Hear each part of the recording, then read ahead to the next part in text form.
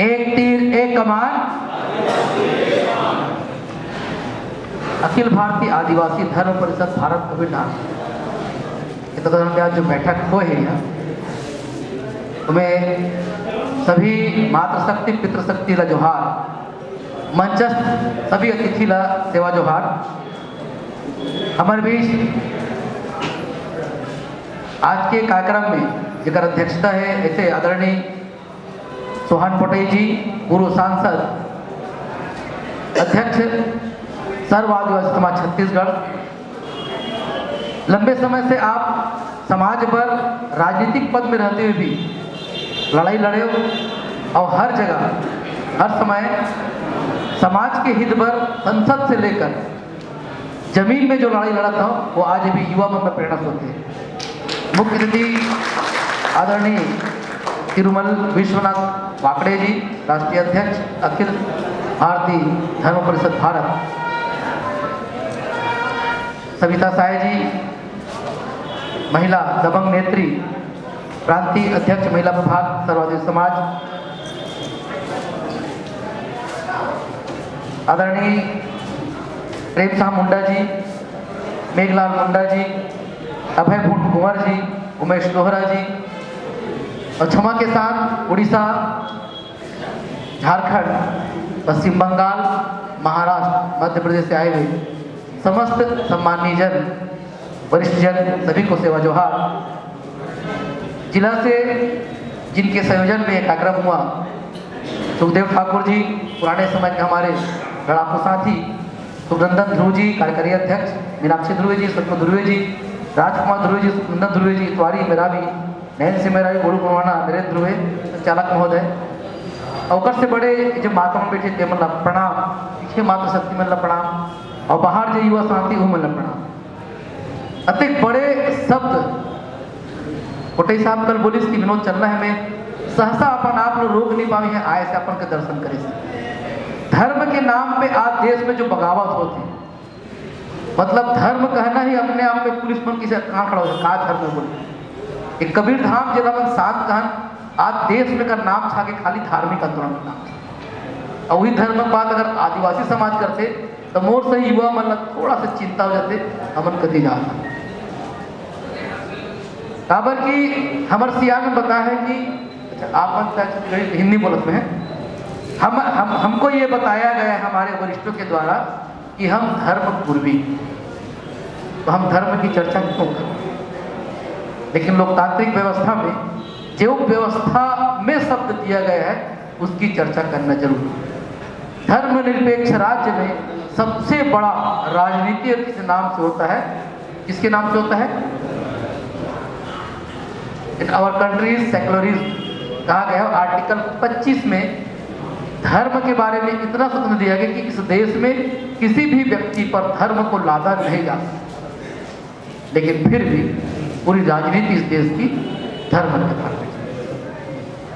Article 26 में उसको प्रोत्साहन का है, आर्टिकल 27 में उसके प्रचार का है, आर्टिकल 28 बाधित करता है कि किसी भी शासकीय प्रतिष्ठान में या किसी व्यक्ति को जबरदस्ती कोई धर्म अधिरोपित या प्रसारित नहीं कर सकते। लेकिन हम गली से मोहल्ले तक देखते हैं हर शासकीय संस्थान में धर्म के झंडे की लड़ाई आज आदमी का जान ले रहा है।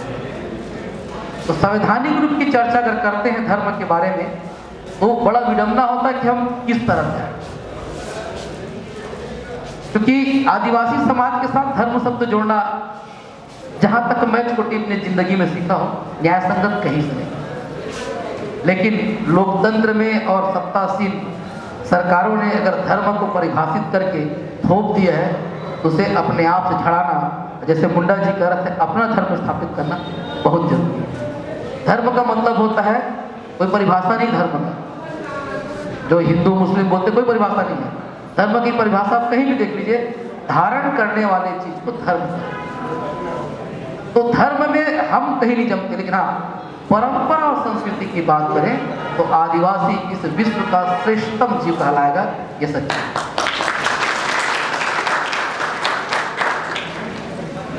इस देश में भी जैसे बता रहे थे बाकी हम सब लोग यहाँ जितने बैठे विद्वान लोग ही बैठे, मैं समझ सकता हूँ कठिन परीक्षा घड़ी है, ठंड के समय में नीचे पैर को मोड़ के बैठना बड़ा कठिन काम होता है, लेकिन हम बैठे तो अवश्य कुछ न कुछ नया सोच के आए हैं और सबको जान के 1971 से 1931-51 तक हमें इस देश के लोकतांत्रिक व्यवस्था के जनगणना सेंसस में भी हमें हिंदू न बताकर या कोई धर्म न बताकर एबोरिजन, एमनिस्ट, एबोरिजिनल और शेड्यूल्ड ट्राइब कहा गया। इस देश में 4 धर्म इसी देश का है और 2 धर्म विदेशी मानते हैं, हिंदू, जैन, बौद्ध, सिख, यही से मुस्लिम, ईसाई, पारसी, ये 3-4 धर्म बाहर। अब अगर जब ऑलरेडी रजिस्टर्ड धर्म कह दिया गया है तो हम कहाँ? विश्व में 325 जनजातियां हैं, सॉरी 625, जो इसको एबोरिजन कह सकते हैं। विश्व में 625 नहीं, छत्तीसगढ़ में, सॉरी भारत में 625 जनजातियां। और जनजातियों का परिभाषा मैं इसलिए कह रहा हूं कि हम जो मांग कर रहे हैं धर्म मिलना चाहिए, लोकतांत्रिक व्यवस्था में स्पेशल प्रोविजन है हमारे लिए आर्टिकल 342 में कि जिसकी भाषा, जिसका रहन सहन, जिसका खान पान, जिसकी संस्कृति, जिसकी परंपरा डिस्टिंक्ट है, मतलब किसी और लोगों से हम मैच करते नहीं, उनको इस देश के संविधान ने परिभाषित किया है 5वीं अनुसूची में आर्टिकल 342 के तहत आदिवासी। हम उसमें आते हैं। अब आज इस देश में स्टडी और रिसर्च स्कॉलर के माध्यम से अगर देखें तो लगभग 9 करोड़ जनसंख्या इस देश के मूल। अब इसमें 2 बातें और आती हैं। इस देश ने शेड्यूल्ड ट्राइब जिसको कहा और आदिवासी, दोनों में फर्क क्या है हम नहीं बता सकते, लेकिन संविधान में आदिवासी शब्द कहीं दिखता नहीं। वहां किसको सुविधा दी गई है? शेड्यूल्ड ट्राइब को सुविधा दी गई। मतलब जिसको सरकार परिभाषित करेगा उसी को ही शासकीय लाभ दिया जाएगा, लेकिन जो मूलतः आदिवासी है, जो यत्र तत्र है या जो अपनी परंपराओं को मानते रहे, उनको सरकार आदिवासी कहेगा। तो अलग से शब्द जो 1951 संविधान जब बना 1949 उसकी कुछ चर्चाओं में शामिल है, आदिवासी शब्द को ही गायब कर दिया। लेकिन आज सरकार के सारे बड़े मंचों में आदिवासी लुभावने बातें, इवन संसद में भी आदिवासी हित की बातें होती है, लेकिन प्रैक्टिकली एक राम रहीम का एक वर्षन आया था, आदिवासी गाली बन गया था। हमारे युवाओं ने उत्साह में आके FIR किया तो बाद में शब्द आया कि आदिवासी शब्द इस देश के संविधान में कहेंगे। सबसे बड़ी विडंबना एक और, हम धर्म की बात कर रहे हैं, जाएंगे वहां, लेकिन विश्व संसद यूएनओ में भारत सरकार के द्वारा लिख के बताया गया है कि यहाँ कोई आदिवासी या एबोरिजन नहीं है। आज भी आप ध्यान देंगे विश्व आदिवासी दिवस हम सब जगह मनाते हैं, लेकिन शासकीय रूप से विश्व आदिवासी दिवस कहीं नहीं मनाया। ये मैं इसलिए बोल रहा हूँ कि प्रचार प्रसार करने के पहले इस देश को स्वीकार करवाना पड़ेगा कि आदिवासी भी इस देश में पंजीकृत रूप से हम हैं। शेड्यूल्ड ट्राइब और आदिवासी में बहुत माहिर फर्क है। हम आदिवासी जिसे कहते हैं सरकारी संस्थाओं में शेड्यूल्ड ट्राइब कहा जाता है। आदिवासी जनता क्या है? गरीब।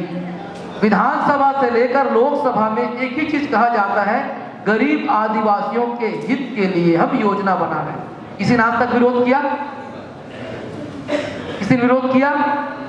हमारे माँ बाप भी बच्चों को कहते हैं बेटा हम गरीब आदिवासी हैं। वो काहे कि राजा महाराजा की बात। अगर लोहा, कोयला, पानी, हीरा, तांबा, अनाज संसाधन है, किसके पास है? किसके पास है? हमारी जमीन में है, हमारे पुरखों की जमीन में है। भारत की आज़ादी तो 1951 के संवैधानिक बनाने के बाद है, उसके पहले मालिक तो हम रहे ना। आज भी देश के 90% संसाधन हमारे ही जमीन के अंदर है, जिसको सरकार नहीं ले सकती, प्रावधान संविधान में है, लेकिन एक्ट बना के सब कर रहे हैं। इसलिए भी ये गंभीर है कि आपकी एक अलग से पहचान सेंसस में 9 करोड़ मूल निवासी जिनके दम पे भारत देश का निर्माण हुआ, नहीं तो बाकी प्रांत और कबीलों में बटे हुए थे।